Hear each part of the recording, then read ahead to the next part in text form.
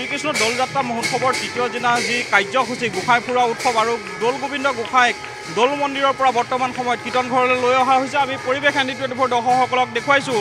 এয়া হৈছে কীৰ্তন ঘৰৰ পৰিৱেশ। বৰ্তমান সময়ত দৌল গোবিন্দ গোসাঁইক দৌল মন্দিৰৰ পৰা ফলগুৰি সত্ৰ আৰু নৰুৱা সত্ৰ ঘূৰোৱাৰ পাছত সত্ৰাধিকাৰ প্ৰভুৰ বাসগৃহত সোমোৱাৰ পাছত বৰ্তমান সময়ত এয়া লৈ অহা হৈছে দৌল গোবিন্দ গোসাঁইক। আৰু আমি বৰ্তমানৰ পৰিৱেশ ND24 দৰ্শকসকলক দেখুৱাইছোঁ।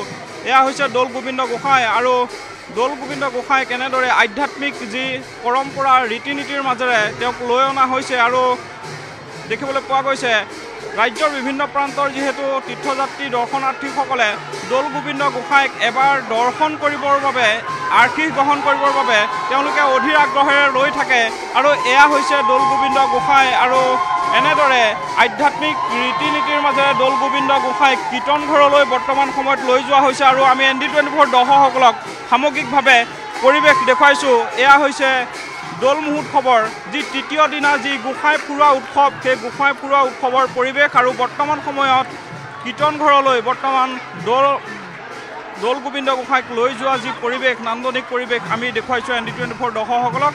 হাজাৰ হাজাৰ ভক্তপ্ৰাণ ৰাইজে ইয়াত সমাগম ঘটিছে আৰু তেওঁলোকে হৰি নামেৰে মুখৰিত কৰি তুলিছে বটদ্ৰৱাৰ চৌপাশ। আৰু এই মুহূৰ্তত কীৰ্তন ঘৰত দৌল গোবিন্দ গোসাঁইক লৈ যোৱা হৈছে আৰু আমি দৰ্শকসকলক পোনপটীয়াকৈ ইয়াৰ যি সামগ্ৰিক পৰিৱেশ দেখুৱাই গৈছোঁ।